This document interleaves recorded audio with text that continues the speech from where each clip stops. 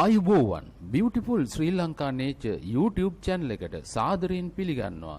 සුබ දවසක් වේවා සියලු දෙනාටම. මම අද ඉදිරිපත් කරන්නේ විසිතුරු ජලජ ශාකයක වීඩියෝ එකක්. මෙම ජලජ ශාකයේ ලස්සන මල් කෙනිත්තක් හට ගන්නවා. මේ තමයි ඒ දක්නට ලැබෙන්නේ. මෙම පැලෑටිය ලේසියෙන් වවන්න පුළුවන්. මඩ අවශ්‍ය වෙන්නේ නැහැ. සැල්වීනියා වර්ගයක් ජලයේ පාවෙමින් තමයි මේ තියෙන්නේ. මම ගෙදර තිබුණු කැඩිච්ච බාල්දියකට වතුර ටිකක් දාලා මේ පැලයක් දැම්මා.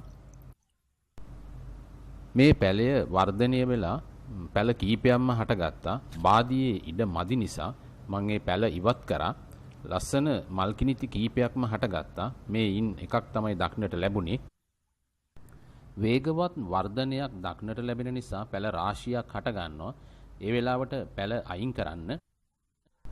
ඔබේ ගෙවත්තේ පොකුණක් තියෙනවා නම් මේ පැලයක් එක් කරගන්න. විසිතුරු බව වැඩි කරගන්න පුළුවන් එවිට. පැලේ මුල් වැඩි නම් කපා ඉවත් කර දමන්න. පැලේ මැරෙන්නේ නැහැ. වීඩියෝ නැරඹුවාට බොහොම ස්තුතියි. මගේ channel එක subscribe කරන මෙන් ඉල්ලා සිටිනවා. සුබ දවසක් වේවා. නැවත හමු වෙමු.